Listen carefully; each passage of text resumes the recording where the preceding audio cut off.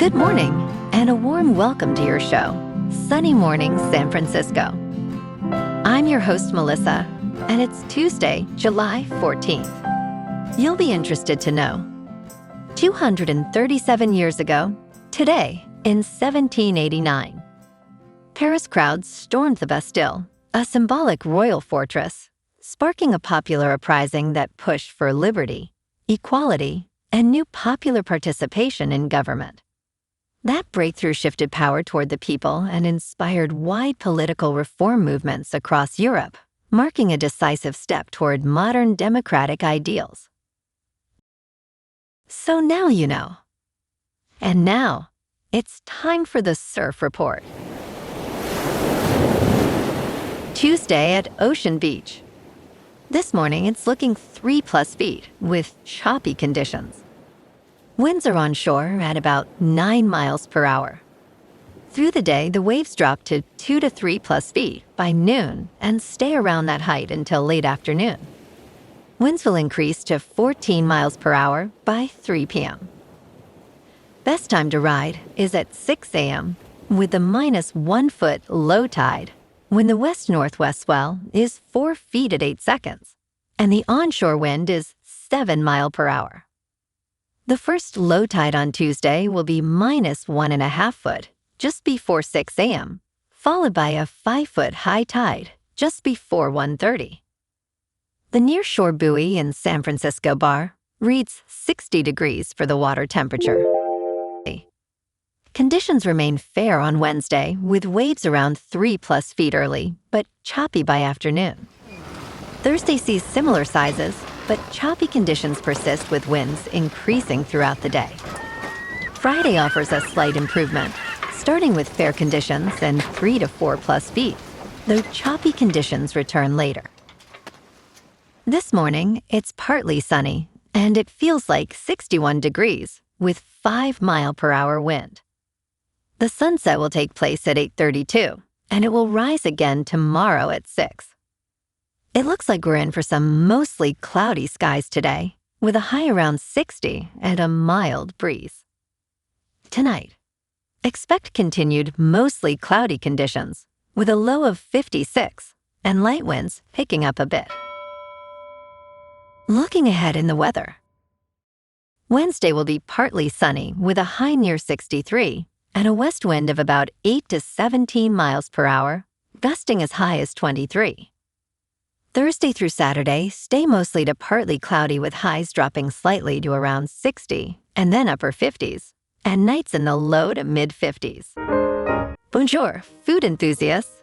This podcast is brought to you by Versailles Cafe and Pastries in Encinitas.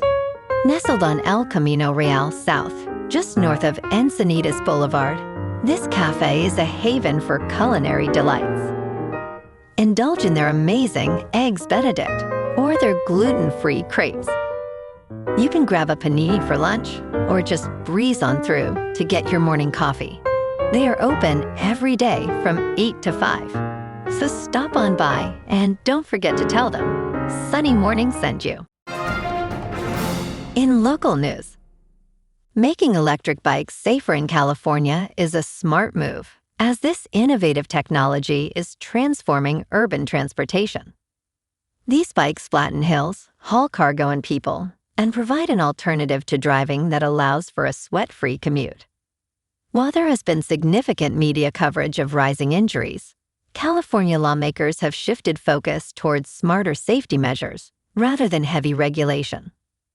Senate Bill 1167, introduced by Senator Catherine Blake Spear, aims to prevent the sale of powerful electric motorcycles disguised as e-bikes, enhancing safety without stifling this burgeoning transportation option. This approach could attract more riders, reducing traffic congestion and pollution in our beloved city.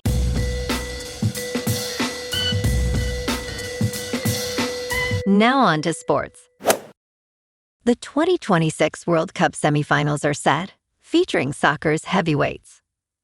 Cape Verde's Blue Sharks in Mexico brought joy, while the United States faced a shocking end.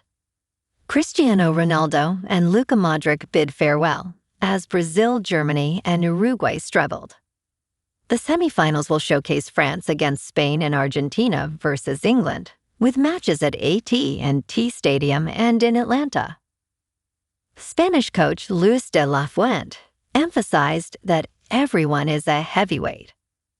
Kylian Mbappé, with a record of 12 goals in knockout stages, is poised for a thrilling matchup against Spain's Lamine Yamal. Messi reflected on the challenges of being a defending champion. In local sports, the Giants wrapped their Colorado series with back-to-back wins over the weekend at Oracle Park.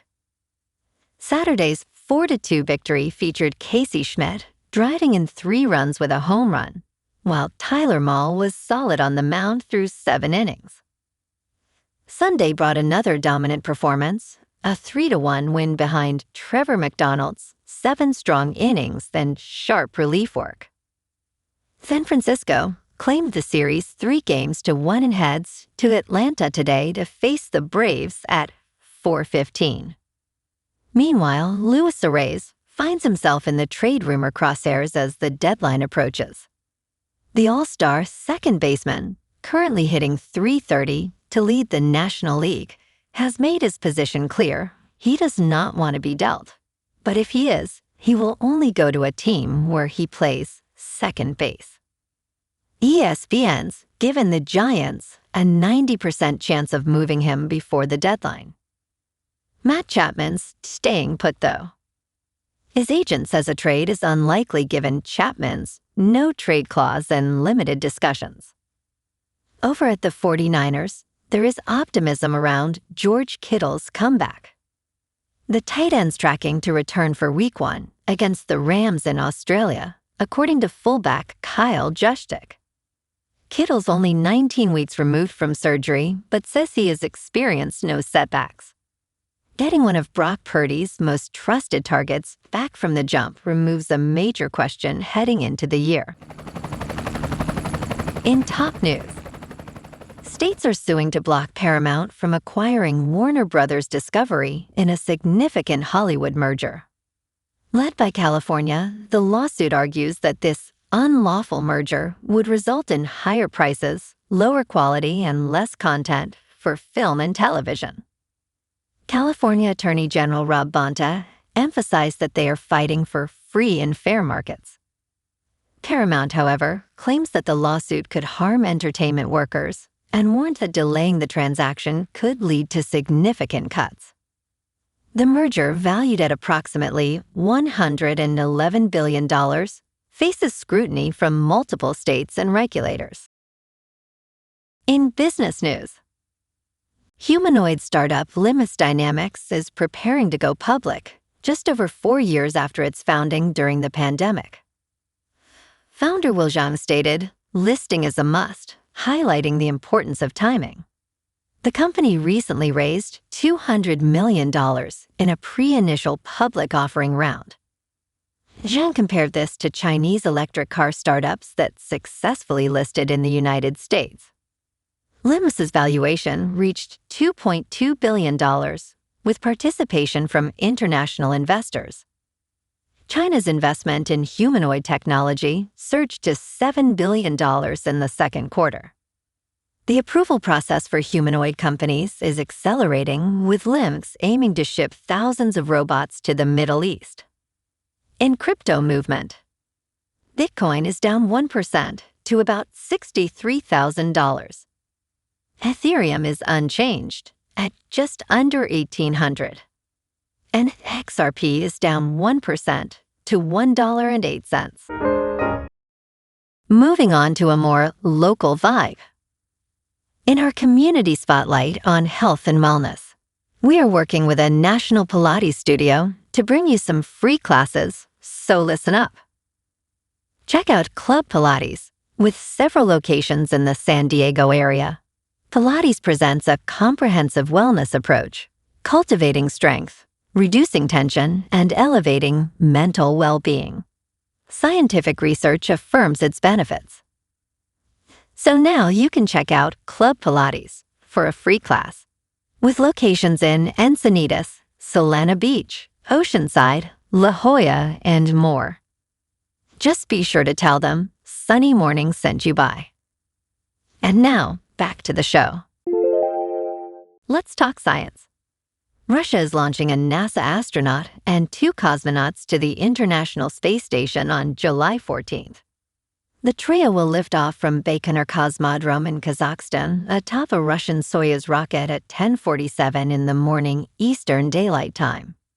You can watch the live coverage starting at 9:45 in the morning Eastern Daylight Time on space.com or NASA's YouTube channel. The crew, including NASA's Anil Menon, will dock with the International Space Station after just 2 orbits, around 1:56 in the afternoon Eastern Daylight Time. Menon will conduct various scientific experiments during their 8-month mission. And in entertainment news, Disney's live-action Moana did not make the splash expected, leading to questions about its box office potential and the future of animated remakes. Despite anticipation of an opening above $60 million, the film debuted with only $43 million in North America, marking one of the weakest debuts for Disney's remakes. With a production budget of $250 million, the film struggled against competition from other family films. Critics gave it a 34% approval score, though audience response was more positive, with an A Cinema score. The timing of its release, alongside the upcoming Moana 2, may have impacted its performance. Well, alrighty folks, it's time for the quote of the day. And today, our quote comes from the French philosopher and writer Jean-Jacques Rousseau. And he said, "Man is born free, and everywhere he is in chains. This reflects the enduring struggle for liberty and equality, themes that resonate with the storming of the Bastille and the pursuit of democratic ideals." And that's a wrap for this morning. You can check out our Instagram, YouTube, and TikTok for some captivating aerial videos with local news and the surf reports. Have an amazing day, my good friends. We'll see you tomorrow with another episode of Sunny Morning San Francisco.